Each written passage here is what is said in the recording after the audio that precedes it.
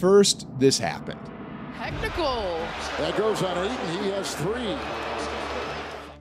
Then, this happened. As much as I love Clay, he's slipping. Same thing with Draymond. They're not the same. Then, this was the straw that broke the camel's back. Look at this shot by Bridges. Catch. Guy running at you to contest.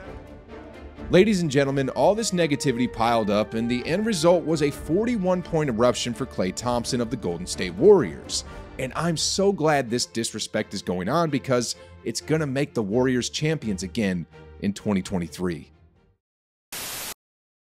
Back in 2015, after the Warriors beat the Cavaliers and won their championship, the media was calling them lucky. How disrespectful is it to call a championship team, quote unquote, lucky? I mean, Doc Rivers himself said, "You need luck in the West. Look at Golden State.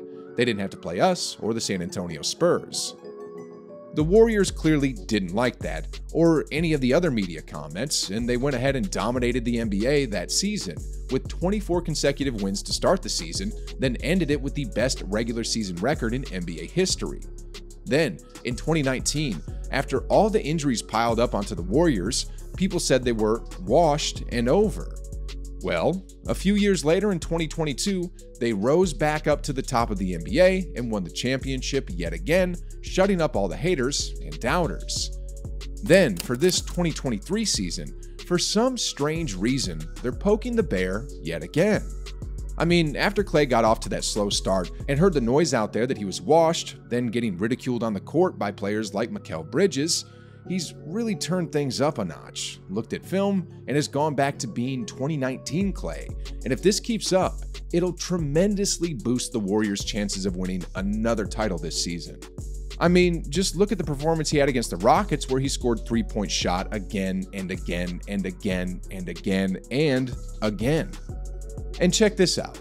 After Mikal Bridges disrespected Klay, for the next 5 games, Klay went on to average 24 points while shooting 54% from the field and an astounding 56% from 3 and on 10 attempts per game.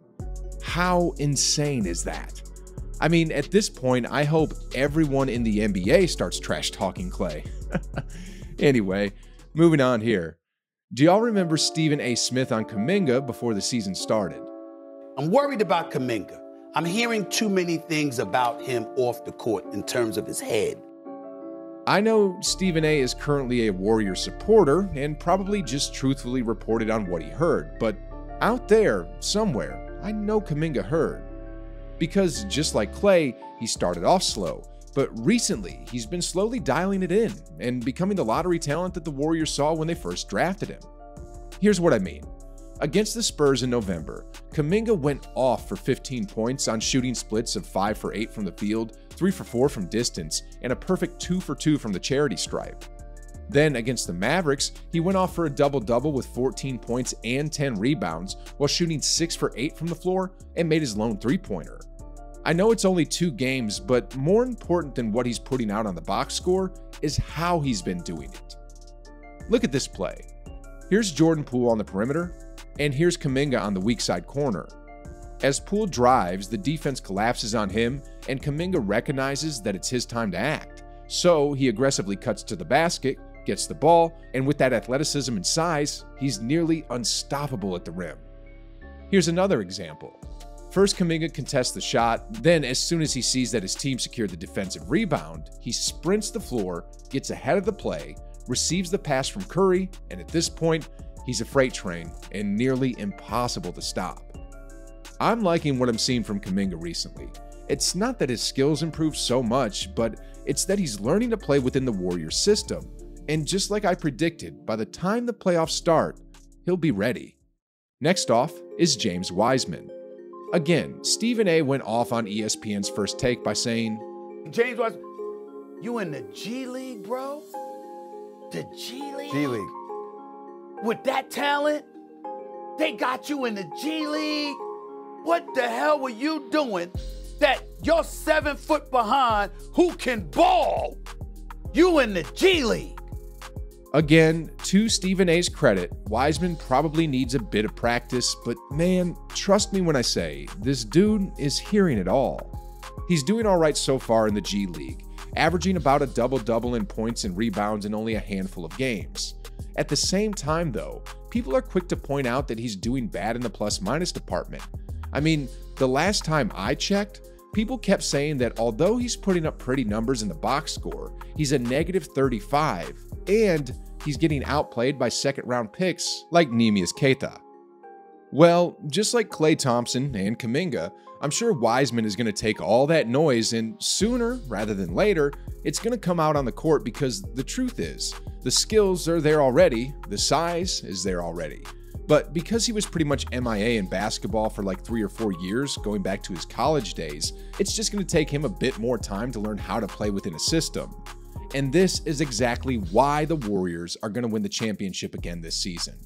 I mean, they got the best player on the planet in Steph Curry playing even better than his unanimous MVP season. Then they got Andrew Wiggins playing like a solid all-star. Following that is Draymond Green, who, in addition to providing the all-around performance like he always does, is having his most efficient shooting year ever. Looney is playing solid, Anthony Lamb is playing solid, DiVincenzo is as well. And then now you got Klay turning back the clocks, you got Kuminga fitting in right. Now, all the Warriors need is for Jordan Poole to bring back the splash party on a nightly basis, and Wiseman back from the G League, then honestly, it's game over again. The fact that the Warriors are playing quote-unquote bad right now is something incredibly funny, because they've only lost 1 game at home so far this season, and they have the best starting 5 in the entire league. Honestly speaking right now, once their second unit is complete, who's going to stop them? The Phoenix Suns? The Memphis Grizzlies? The Nuggets? Clippers? Well, as of now, the Suns are first right now in the West, but let's not kid ourselves. Like what Patrick Beverley said, no teams are afraid of them.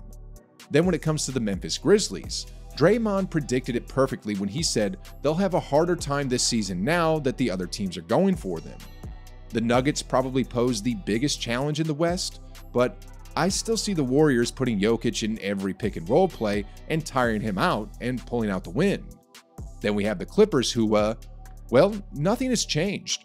Kawhi Leonard still isn't playing, and Paul George isn't either. Now, let's look towards the East. At this point in time, it seems that the Celtics, Bucks, Cavaliers, 76ers, and Nets will take the top 5 seeds, but let's go through these one by one. The Cavaliers simply aren't ready yet to take the NBA's biggest stage. They'll make some noise in the East, but due to their playoff inexperience, they won't get out of the East. The Nets seem to be picking up the pace after their horrid start, but team chemistry and team play will ultimately be their demise in the postseason. And then you have the Celtics, Bucks, and 76ers left. If the 76ers can stay healthy, I got them coming out of the East, but honestly, Harden already went down, Tyrese Maxey went down, and Embiid has already missed significant games.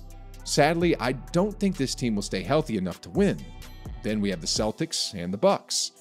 Last season, without their second best player in Chris Middleton, the Bucks brought the Celtics to a Game 7, and if I had to put my money on the line, I'd say this year the Bucks will win it. But just like last year, it'll be a grueling dogfight that'll go the distance. And then you have the Bucks and the Warriors. The Bucks' defense is predicated on drop coverage, which is a disaster when playing against a three-point shooting team like the Warriors. Then on top of that, the Warriors are going to be firing on all cylinders when the finals come around, with their starting unit and second unit.